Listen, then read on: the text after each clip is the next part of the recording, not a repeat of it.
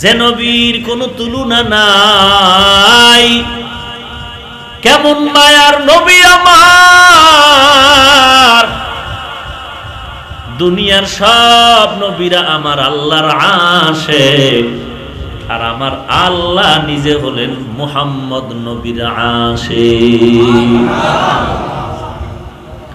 কেমন মায়ার নবী আমার, যে নবীর ঘাম থেকে আম্মা জান আয়েশা রাদিয়াল্লাহু আনহা বলেন মিশকের ঘ্রাণ আসতো নবীর ঘাম থেকে। নবী রাস্তা দিয়া চলতেন, মেঘের খণ্ড ছায়া দেয়, সূর্যের তাপ যেন নবীর মাথায় লেগে কষ্ট না হয়। কেমন মায়ার নবী আমার, যে নবীর শরীর মোবারকে মশা মাছি পড়া হারাম। এত দামি নবী আল্লাহ আমাদেরকে দান করেছেন। কোরআনের পৃষ্ঠায় পৃষ্ঠায় বলতে গেলে পয়গম্বরের গুণগান আল্লাহ করেছেন, হাদিসের মধ্যে নবীর গুণগান। আসমান আমার নবীর পাগল, জমিন পাগল, চন্দ্র পাগল, সূর্য পাগল, জংলার প্রাণীগুলো আমার নবীর বড় পাগল, সমুদ্রের মাছ আমার নবীর বড় পাগল, গর্তের সাপ আমার নবীর বড় পাগল। আমার নবীর জীবনে দুইটা স্মরণীয় সফর হয়েছিল। একটা সফর ছিল দুঃখের সফর, আর একটা সফর ছিল সুখের সফর। দুই সফরের সফর সঙ্গী দুইজন। নবীজির সুখের সফর আসমানে হয়েছে, সফর সঙ্গী জিবরাইল আমিন, মিকাইল আলাইহিস সালাম। আর দুঃখের সফর মদিনা, মক্কা থেকে মদিনায় হয়েছে, সফর সঙ্গী সেখানেও একজন কিনা, আরো জোরে বলেন আবু বকর সিদ্দিক রাদিয়াল্লাহু তাআলা আনহু নবীর দুঃখের সফরের সাথে।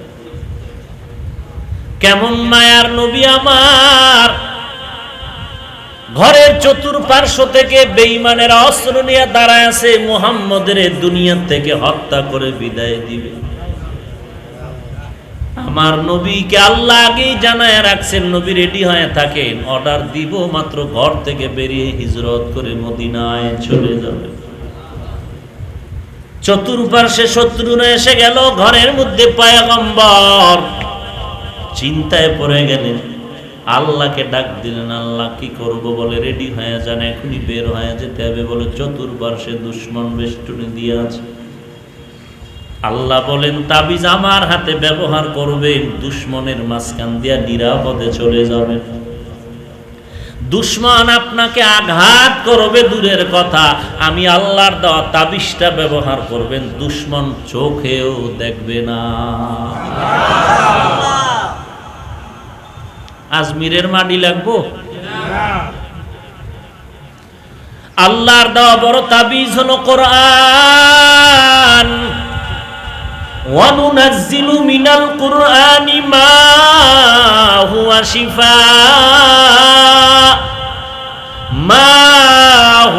شِفَاءٌ وَرَحْمَةٌ لِّلْمُؤْمِنِينَ।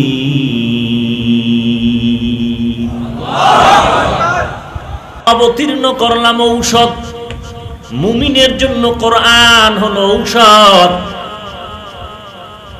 যেই রোগের কোনো ঔষধ নাই, আল্লাহ বলেন ওই রোগের ঔষধ হলো কোরআন।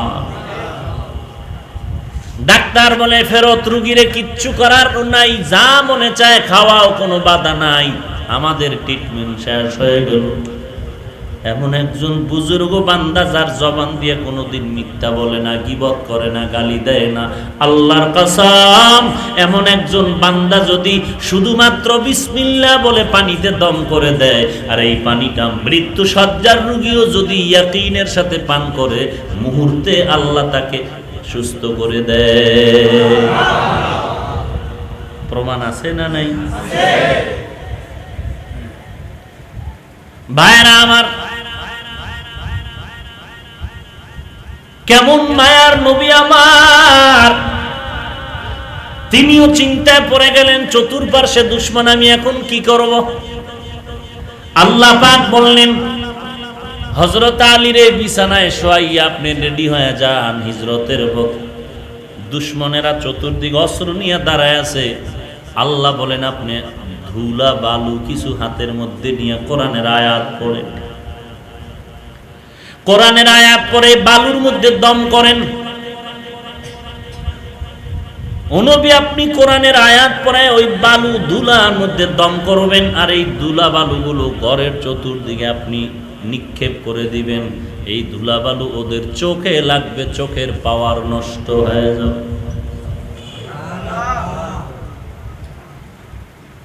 ওয়াজআলনা মিন বাইনি আইদিহিম সাদ্দান ওয়া মিন খালফিহিম সাদ্দান ফাআগশাইনাহুম ফাহুম লা ইউবসিরুন।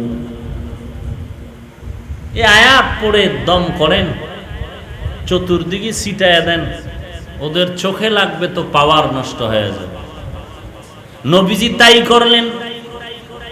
ওরা চোখগুলো ধুলা লাগার কারণে হাত দিয়া রুমাল কাপড় দিয়া চোখগুলো মুছতেছে, আর এর মাঝখান দিয়া পয়গম্বর নিরাপদে বের হয়ে গেলেন মদিনায় হিজরতের জন্য।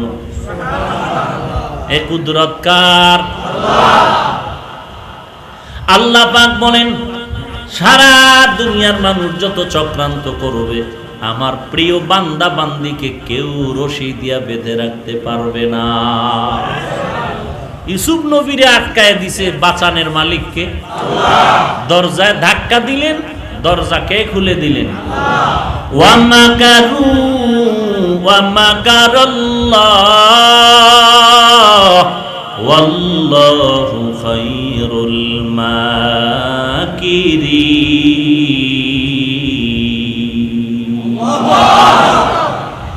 ই কালামে জিন্দা কোরআনে হাকিম, হিকমতে উলা ইয়াজালাসতু কাদিম, জামিউল ইলম ফিল কোরআনে হাকিম, তাকাসারাত আনহু আফহামুর রিজালি। পয়গম্বর আরবি সাল্লাল্লাহু আলাইহি ওয়া আলিহি ওয়াসাল্লাম ঘর থেকে বের হইয়া আবু বকর সিদ্দিক রাদিয়াল্লাহু আনহুর ঘরে রাতের অন্ধকারে গিয়া দাঁড়াইলেন। আস্তে করে ডাক দিলেন আবু বকর। সাথে সাথে জবাব আসলো লাব্বাইক ওয়া সাদাইকা ইয়া রাসূলুল্লাহ, আমি হাজির। নবী আশ্চর্য হয়ে গেলেন। আমি আস্তে করে ডাক দিলাম, গভীর রাত, আধার রাত। ও আবু বকর আপনি কি ঘুমান নাই? আবু বকর চোখের পানি ছেড়ে কাঁদলেন আর বললেন পয়গম্বর আমি একটা রাত্র ঘুমাই নাই। ব্যাপারটা এমন না, বহু আগে আপনি আমার কানের ইশারায় বলেছিলেন মদিনার হিজরত করতে যেতে হবে রাতের বেলা। ওই দিন থেকে আল্লাহর কসম করে বলতেছি, দিনের বেলা যত ব্যস্ত থাকি না কেন, রাতের বেলা দরওয়াজার কিনারায় দাঁড়ায় অপেক্ষায় থাকি আমার মায়ার নবী কখন আসবে আর আবু বকর বলে ডাক দিবে। শুধু আমি ঘুমাই না তা না, আমার মেয়েও ঘুমায় না, নাস্তা পানে অপেক্ষা করে নবী আসবে, মদিনার লম্বা সফরে নাস্তা নিয়ে যাব। ও পয়গম্বর আমাদের সফরের জন্য উট কিনেছি, ওই খুঁটির গোড়ায় উট বেঁধে রেখেছি, উটেও ঘুমায় না, মদিনার পথে তাকায় থাকে নবী কখন আসবে আমার পিঠে বাহন হবে। এত একজন দামি নবী আমার সফরে রওনা হয়ে গেলেন। আল্লাহর নবী আবু বকরকে নিয়ে রওনা। যেতে যেতে যেতে যেতে গারে সুরের মধ্যে চলে গেলেন। ওই পাহাড়ের গর্তে গিয়া নবী আশ্রয় নিলেন। আবু বকরের রান মোবারকের উপরে নবীজির মাথা মোবারক রেখে একটু বিশ্রামে গেলেন। আবু বকরের গায়ের কাপড়ের অংশ ছিঁড়ে ছিঁড়ে ওই গুহার গর্তের ছিদ্রগুলো বন্ধ করলেন। একটা ছিদ্র বন্ধ করার মতো কাপড় নাই। আবু বকরের পায়ের গোড়ালি দিয়া ওই ছিদ্রটা আটকায় রাখলেন। কিছুক্ষণ পর দেখে কে যেন পায়ের মধ্যে আঘাত করেছে। পা নাড়াচাড়া করে না, ওদিকে বিষের যন্ত্রণা, চোখের পানিগুলো পড়ে, একটা ফোঁটার অংশ পয়গম্বরের শরীরে স্পর্শ করে। নবী তাকায় দেখে আবু বকরের চোখে পানি।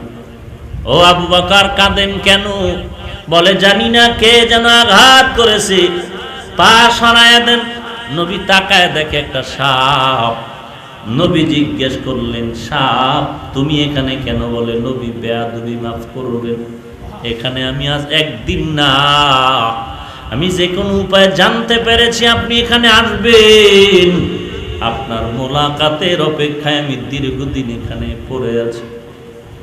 আর যখন আসছেন গর্তের মুখগুলো বন্ধ হয়ে গেছে, আমি ভয় ভীত হয়ে আছি, আজকে কপাল জানি আমার খারাপ হয়, দেখতে পারবো না, নবীকে আমি পাবো না, এই ভয়ে বেয়াদবি হইলেও আমি এই পায়ের মধ্যে আঘাত করেছি। আঘাত করার নিয়তে না, রহমাতুল্লিল আলামিনের বরকতি চেহারা দেখার জন্য। মায়ার নবী লালা মোবারক দিয়া কাটা জায়গায় যখন একটু লাগায় দিলেন, সাথে সাথে বিষ পানি হয়ে গেল। কিন্তু এই ব্যথাটা চিরদিনের জন্য ভালো হয় নাই। এই ব্যথা মাঝে মাঝে আবু বকরের মধ্যে আসতো। মুহাদ্দিসিনে কেরাম, ঐতিহাসিকগণ লিখেন, এই ব্যথার কারণে আবু বকরের এক সময় ইন্তেকাল হয়ে গেল। আবু বকরের পরে হযরত ওমর, ওমরের পরে হযরত উসমান, এরপরে হযরত আলী রাদিয়াল্লাহু আনহুম।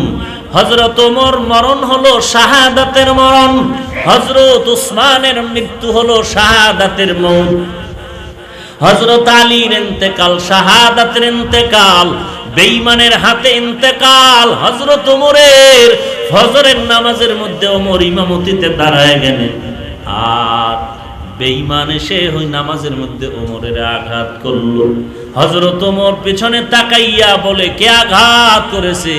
রক্ত পড়া শুরু হয়ে গেল। বলে বেঈমান আঘাত করেছে।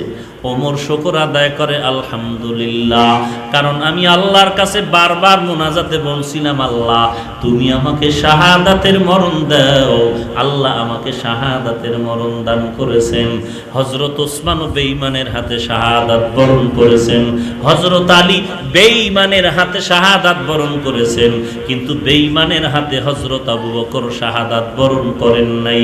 বেঈমানের হাতে আমার নবীর শাহাদাত হয় নাই, তো আমার নবী কি শাহাদাতের মর্যাদা থেকে আবু বকর মর্যাদা, ওমর মর্যাদা পেল, এত দামি শাহাদাতের মর্যাদা। ওই ওসমান শাহাদাতের মর্যাদা পেল, হযরত আলী শাহাদাতের মর্যাদা পেল, আমার নবী কি পাবে না? তা হতে পারে না।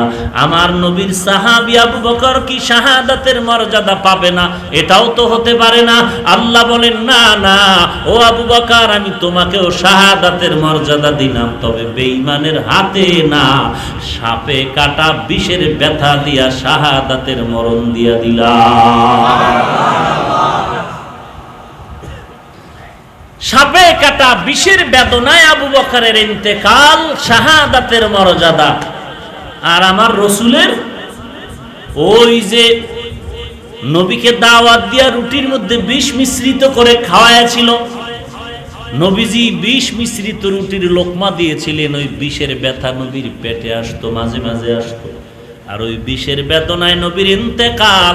আল্লাহ পাক রব্বুল আলামিন বলেন, বেঈমানের হাতে আমার নবীর শাহাদাত দেই নাই, কিন্তু ওই যে রুটির মধ্যে বিষ লাগায় দিল, নবী ভক্ষণ করেছিলেন, ওই বিষের বেদনার ইন্তেকাল, শাহাদাতের মর্যাদার ইন্তেকাল,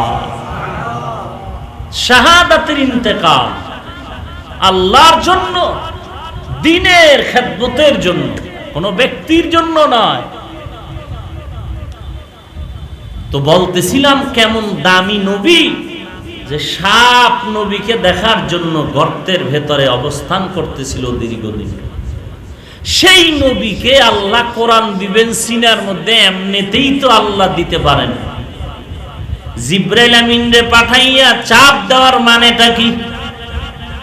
তাও তো আবার হালকা চাপ না, এত জোরে চাপ দিলেন যে নবীর জ্বর উঠে গেল। এত কষ্ট আমার মায়ার নবীকে আল্লাহ কেন দিলেন? আল্লাহ জানায় দিলেন, ও মুহাম্মদ, কিয়ামত পর্যন্ত আনেওয়ালা উম্মতের আপনি হবেন একজন আদর্শ। আপনার ইতিহাস দেখে দেখে মানুষগুলো জান্নাতের বাড়িটারে সুন্দর করবে।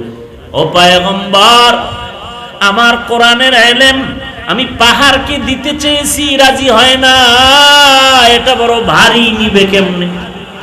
আমার এই কোরআনের সম্পদ আসমানের দিতে চাইছি, রাজি হয় না, জমিনের বলতেছিলাম, রাজি হয় না।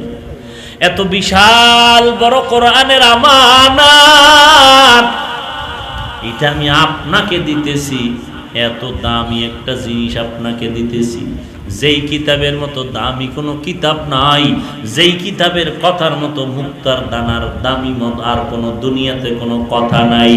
এমন দামি কিতাব যেই ঘরে থাকে সেই ঘরের দাম বেড়ে যায়। এই কোরআন এমন দামি, যেই মাসের মধ্যে আল্লাহ পাঠাইলেন সে মাসের দাম বেড়ে গেল। এই কিতাব কোরআন এমন দামি, ওই মাসে রমজানের দাম বেড়ে গেল কোরআনের বরকতে। রমজানে কদরের রাত্রে কোরআন আসলো, কদরের দাম বেড়ে গেল 1000 মাসের থেকেও দাম বেশি। এই কোরআন আমার নবীর মধ্যে আসছে, নবীর দাম বেড়ে গেল। এই কোরআন মক্কায় আসছে, মক্কার দাম বেড়ে গেল। এই এলাকায় বিল্ডিং এর তো অভাব নাই, মতলব থানায় দামি দামি টাকা কোটি কোটি ব্যয় করিয়া কত সুন্দর বিল্ডিং করেছে। একটা বিল্ডিং এর সম্মান এই পরিমাণ নাই, ভাঙ্গার পারের কোরআনের ঘরের যেই পরিমাণ দাম। কিসের কারণে দাম? কোরআন এত দামি একটা কিতাব আমি আপনাকে দিব, ঘুমাইয়া ঘুমাইয়া নিবেন না, না, এত দামি একটা সম্পদ আপনি যদি নিতে চান কষ্ট করা লাগবে। এটা আপনাকে দিয়া আমি আল্লাহ উম্মতের শিক্ষা দিলাম। ও মুহাম্মদের উম্মতের দল, কোরআনের ইলম যদি নিতে চাও, জান্নাতের বাড়ি যদি পেতে চাও, কষ্ট ছাড়া তুমি পাইবা না। এজন্য এই ইলমের জন্য, কোরআনের জন্য যে যেই পরিমাণ কষ্ট করেছে তার মর্যাদা সেই পরিমাণ বেড়েছে। হাটহাজারী মাদ্রাসার এত সুনাম কেন? ইংরেজি শিক্ষিত বাবাও কয় আমার ছেলেটা হাটহাজারী গিয়ে একটু মাওলানা পাস কইরায়। বলে কেন? চাঁদপুরের জাফরাবাদ মাদ্রাসায় কি লেখাপড়া খারাপ হয় নাকি? বলে না। ঢাকার মাদ্রাসায় কি লেখাপড়া খারাপ? বলে না। উজানি মাদ্রাসা, কচুয়া মাদ্রাসা, মহামায়া মাদ্রাসায় কি লেখাপড়া খারাপ হয় কিনা? বলে না। তো হাটহাজারী কেন? বলে হাটহাজারী যাও, কারণ ওই হাটহাজারী এমন দামি বরকতের জায়গা, ওই জায়গায় দামি দামি ব্যক্তি বুজুর্গের চোখের পানি আর কদম পড়েছে। ওখানের বরকত আলাদা, কারণ আল্লাহর খাস বান্দাদের কদম যেখানে বেশি পড়ে ওই মাটির দাম বেড়ে যায়। মক্কার মাটির দাম, মদিনার মাটির দাম এত কেন?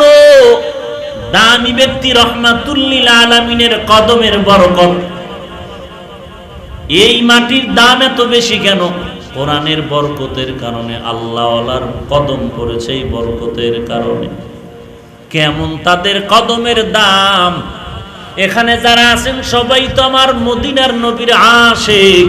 আমার মদিনার নবী বলতেছেন, কোরআনওয়ালা খাস আল্লাহওয়ালা যদি যেই এলাকায় যাবে ওই এলাকার কবরের আযাব মাফ হয়ে যায়। কি পরিমাণ দাম! শুধু কোরআনের বরকত। আমার মায়ার নবী কি চাপ দিলেন, জোরে চাপ দিয়া বুঝাইলেন এই ইলম নেওয়ার জন্য এমনিতেই পাওয়া যাবে না, ঘুমাইয়া ঘুমাইয়া নকল করে পাশ করা যাবে না। কোরআনের ইলম যদি নিতে চাও, মা সারো, বাবা সারো, ওস্তাদের কাছে যাও, নিজেকে ওস্তাদের কাছে বিলীন করে দাও। খানা দানার চিন্তা করা যাবে না, ঘুমানোর আরামের চিন্তা করা যাবে না। এই চাঁদপুরে লেখাপড়া করেছি, উজানি মাদ্রাসায় লেখাপড়া করেছি, কিতাব মানুষ দিয়েছে, টাকা পয়সা দিয়ে সহযোগিতা করেছে। ওরে আল্লাহর বান্দা, একটু আগেও বলেছি আবারও বলি, এই ইলম শিক্ষা করতে গিয়া যে যেই পরিমাণ কষ্ট করেছে ওই পরিমাণ সম্মান আল্লাহ তাকে বাড়ায় দিয়েছে।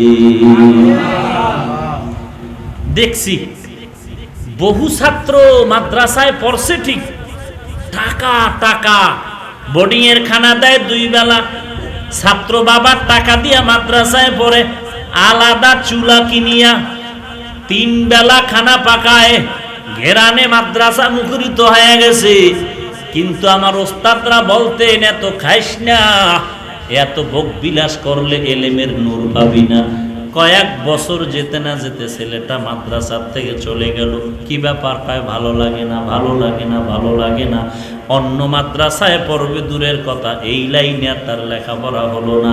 এজন্য তাকায় দেখেন, এই জমিনের মধ্যে যত বড় বড় দামি ব্যক্তি, বড় বড় বুজুর্গ, এদের ইতিহাস পড়ে দেখেন, বাবাই ছিল বড় গরিব, কষ্ট করে করে লেখাপড়া করেছে, কোরআন পড়েছে, আল্লাহ তাদের মর্যাদা বাড়ায় দিয়েছে।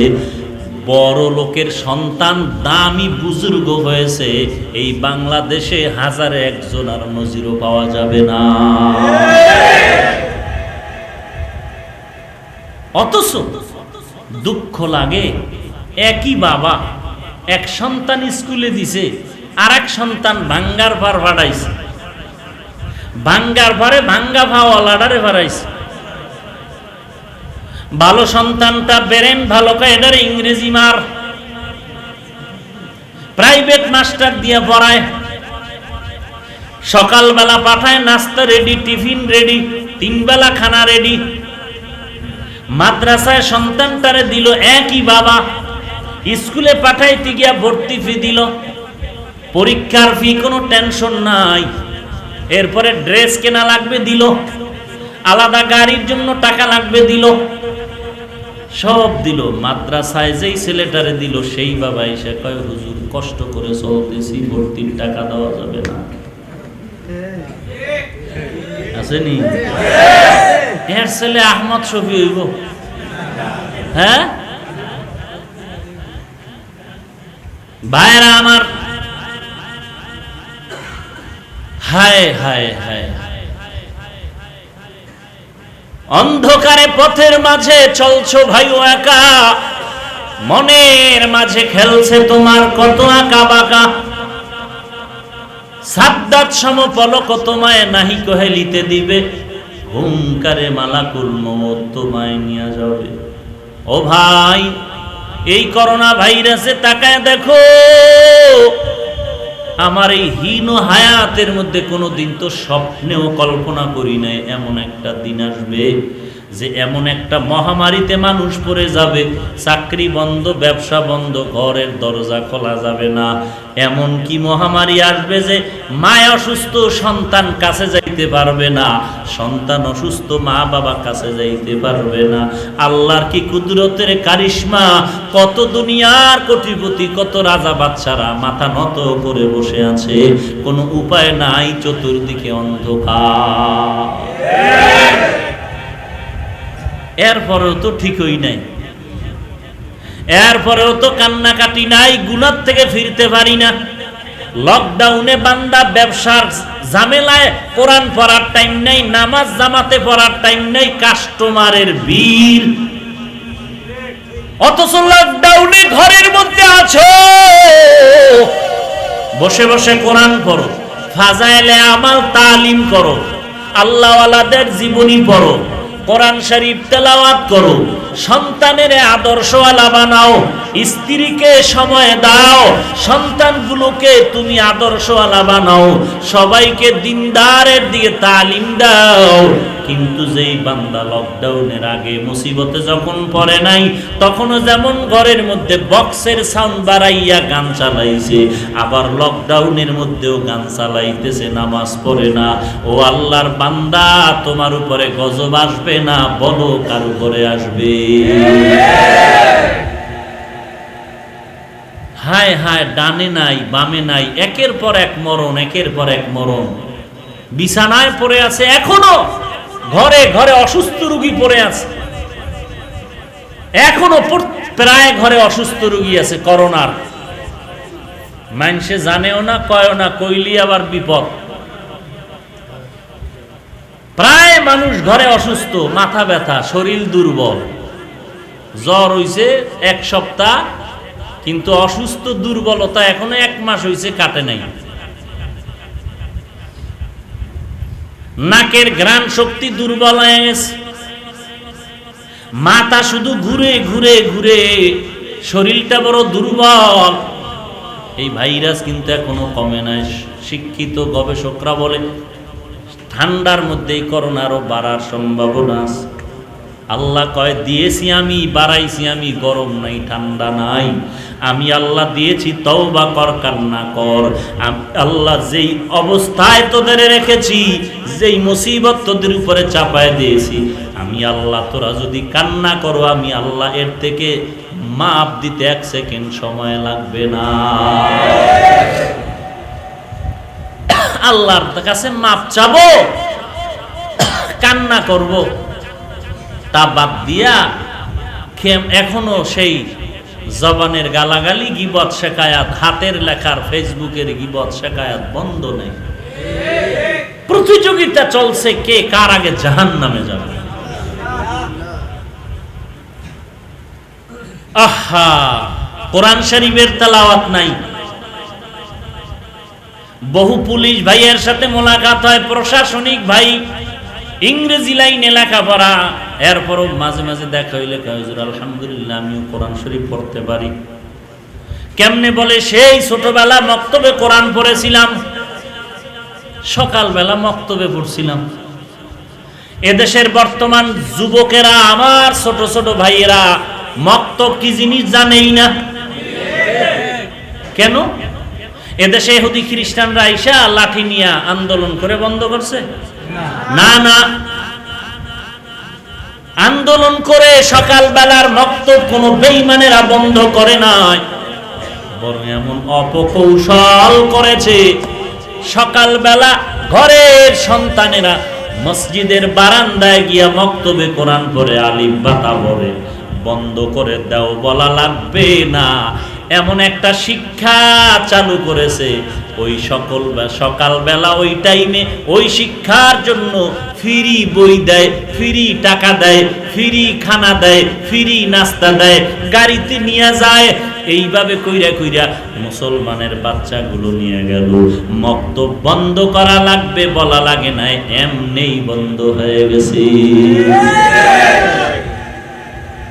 কোনো মাথা ব্যথাও তো নাই যে আমার সন্তান কোরআন শরীফ পড়তে পারে না, কোনো মাথা ব্যথাও নাই। মাঝে মাঝে যদি একটু কোনো সাফের বয়ান শুনে, আমি মুসলমান, কোরআন পড়তে জানি না। কালকে দোকান গিয়া কয়, দোকানওয়ালা ভাই মেমোরির মধ্যে কয়েকটা কোরআনের সূরা ঢুকায় দাও। এবার ঘরের মধ্যে আইসা কোরআনের সূরা মেমোরিতে বক্সে লাগায় আওয়াজ বাড়ায় দিছে, নিজেও শুনে না, এলাকার ঘরের লোকেরা শুনে না, রাস্তা দিয়ে লোকেরা যায় তাও শুনে না। নিজে না শোনার গুনাহ হচ্ছে, এলাকার মানুষ আওয়াজ পায়, আজমতের সাথে শুনে না, সেই গুনাহ নিজের কাঁধের মধ্যে নিতেছে। দোকানওয়ালা সকালবেলা দোকান খুলতে গিয়া সূরা ইয়াসিন ছাড়ছে এমন আওয়াজ দিয়া, নিজেও শুনে না, কাস্টমারেরাও শুনে না। আল্লাহর কোরআনের আজমত নষ্ট করতেছে, নিজেও গুনাহগার হইতেছে। এরে নবীর উম্মতের দল, ঘরের মধ্যে সন্তান কোরআন পড়বে, নিজের ঘরটা ফেরেশতারা পাহারা দিবে। এরে নবীর উম্মতের দল, আর এখন কোরআন শরীফের মোবাইলে তেলাওয়াত রিংটোন বানায়া রাখছে। বাথরুমে যদি যায় আর রিংটোন বাজে, উপায় কি? আল্লাহর কোরআনের আজমত কি পরিমাণ বিলীন হয়ে যাচ্ছে।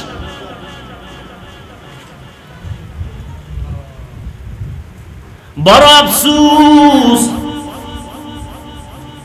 আল্লাহর কোরআন যার সিনায় থাকবে, এই সিনাটা কবরে গেল মাটি স্পর্শ করবে না। কিয়ামতের ময়দানে আল্লাহ ডাকবে না, কোরআনওয়ালারা একটা একটা আয়াত পর, আর আমি আল্লাহর কুদরতি বেহেশতের উপরে উঠে যা। সেই কোরআনের বাগান কায়েম করে গেলেন, রেখে গেলেন। এই আপনাদের হাজারো লাখো মানুষের হৃদয়ের মণিকোঠায় যার স্থান,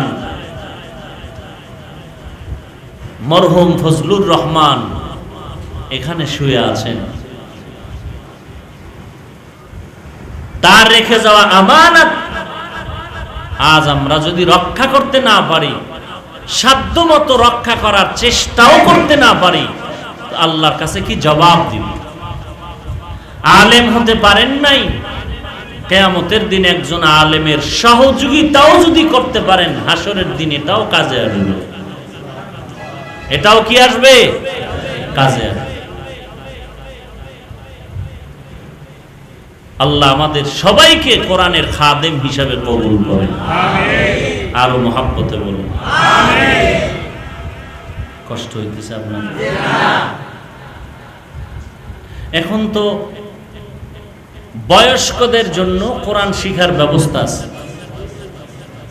সকালবেলা পারেন না, মুয়াজ্জিন সাহেব, আলেম ওলামারা, ইমাম সাহেবরা জোহরের সময় পড়াইবে, বলে না ও সময় সুযোগ নাই, ইংরেজির প্রাইভেট আছে।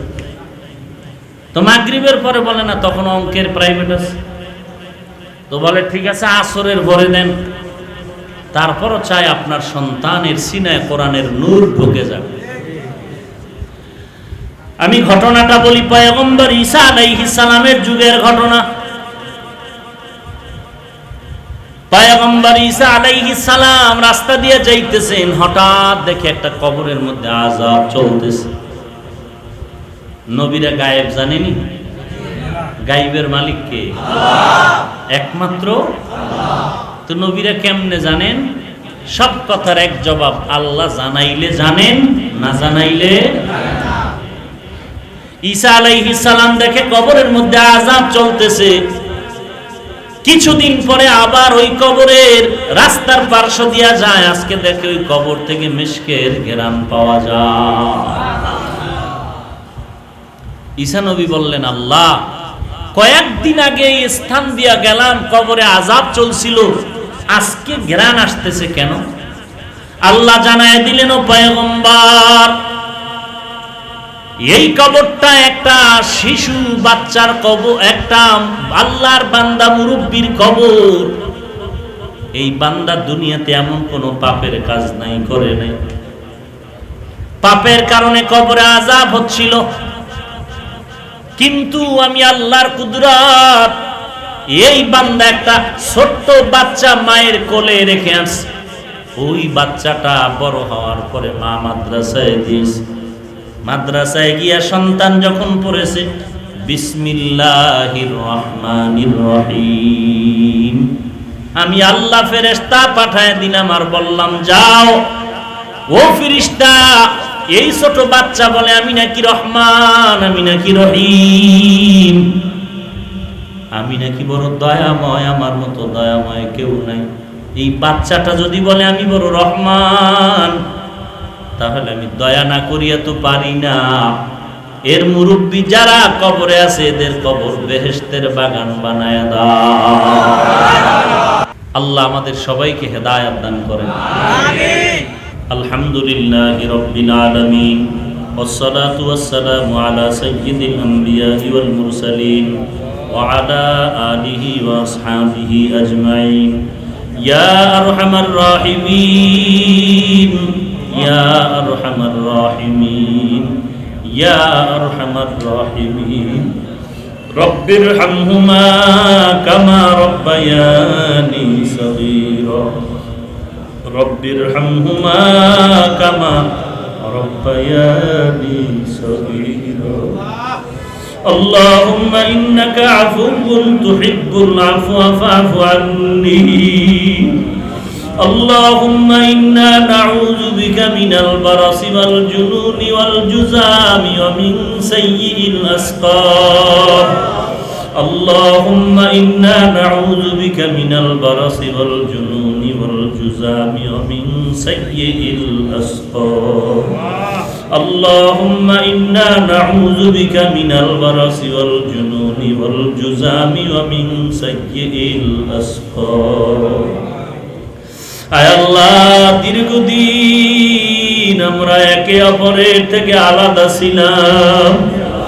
আয় আল্লাহ, সারা দুনিয়া জুড়ে আজ মহামারী, মানুষগুলো আক্রান্ত, অনেক দুনিয়াতে নাই। আজ আমরা একত্রিত হয়েছি দোয়ার জন্য রে মালিক। আয় আল্লাহ, অনেক ওলামায়ে কেরামরা হাত তুলেছেন, অনেক মুরব্বীরা হাত তুলেছেন। আমার কলিজার টুকরা যুবকেরা হাত তুলেছেন, ছাত্র ভাইরা হাত তুলেছেন, পর্দার আড়ালের কত মা বোনেরা যেন হাত তুলেছেন। মেহেরবানি করে আমাদের জিন্দেগির সমস্ত গুনাহগুলো মাফ করে দেন আল্লাহ। আয় আল্লাহ, নবীজির মুহাব্বতে আমাদের কবুল করে নেন। সারা দুনিয়াতে শান্তি মুক্তির ব্যবস্থা করে দেন।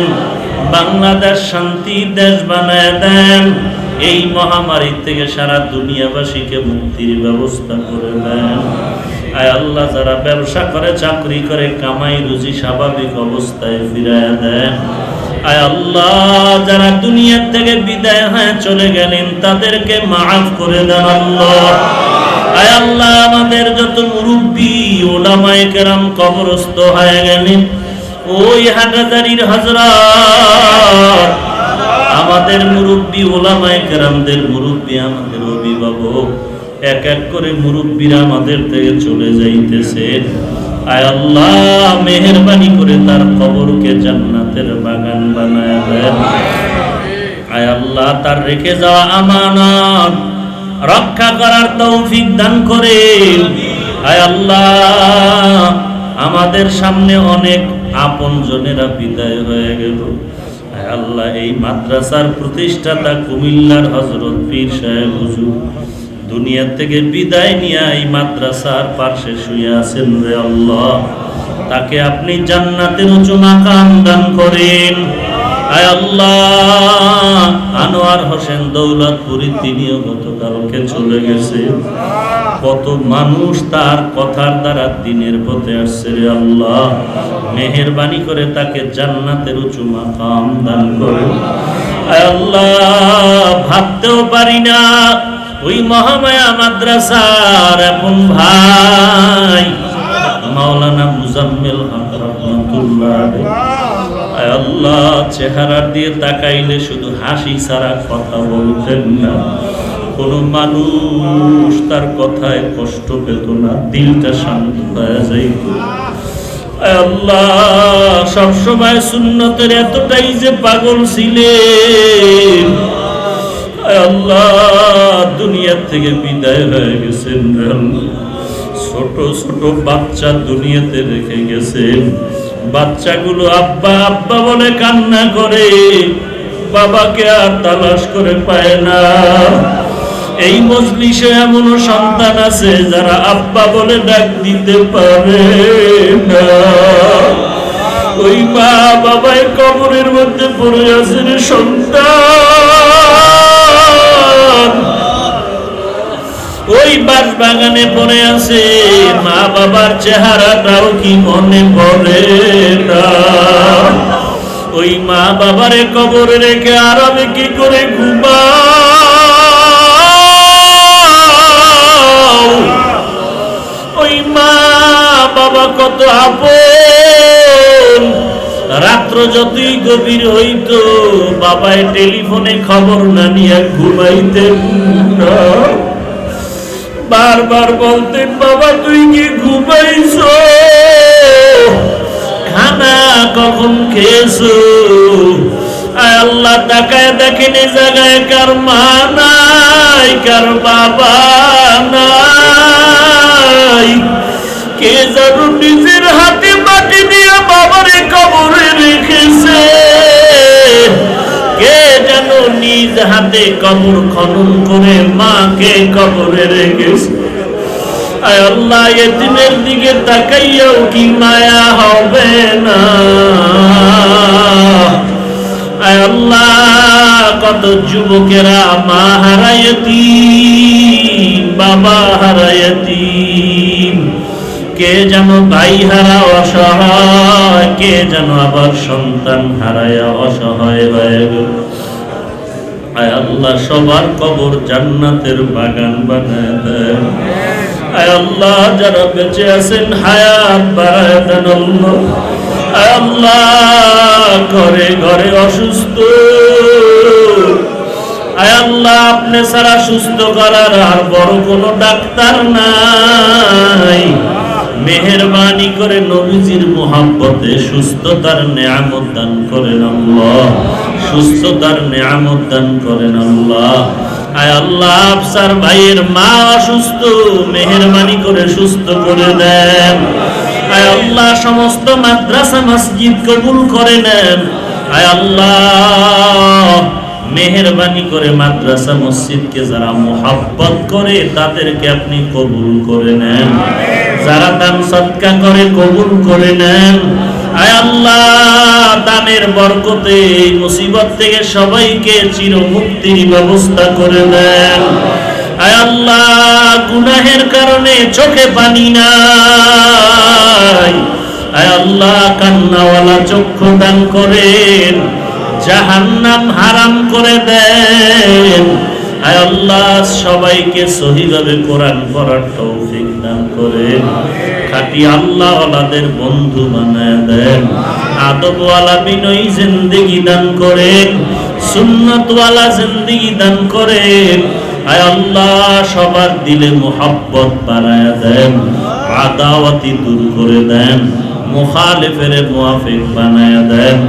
আয় আল্লাহ, মা বাবা সন্তানের মাঝে, স্বামী স্ত্রীর মাঝে, উস্তাদ ছাত্রের মাঝে মোহাব্বত বাড়ায় দেন, আত্মীয় স্বজনের মাঝে, ভাই ভাইয়ের মাঝে মোহাব্বত বাড়ায় দেন। রিয়া হাসাদ কিবির দূর করে ইখলাস দান করেন। আয় আল্লাহ, এই মতলবের মানুষগুলো দ্বীনের খাদেম বানায় দেন। আয় আল্লাহ, এই মাদ্রাসার খেদমতের জন্য সবাইকে কবুল করে নেন। আয় আল্লাহ, সমস্ত ভাই বোন মা সবাইকে দ্বীনের খাদেমা বানায় দেন। আয় আল্লাহ, আজকের এই দোয়ার অনুষ্ঠানে প্রশাসনিকভাবে যারা সহযোগিতা করেছেন সবাইকে আপনি কবুল করে নেন, এলাকাবাসীকে কবুল করে নেন, সবাইকে 5 ওয়াক্ত নামাজ বা জামাত আদায় করার তৌফিক দান করেন। আমাদের সকলের দিলের নেক আশা কবুল করে নেন, নবীজির মুহাব্বতে মুনাজাত কবুল করে নেন। সাল্লাল্লাহু তাআলা আলা খাইরি খালকিহি মুহাম্মাদিন ওয়া আলিহি ওয়া আসহাবিহি আজমাইন।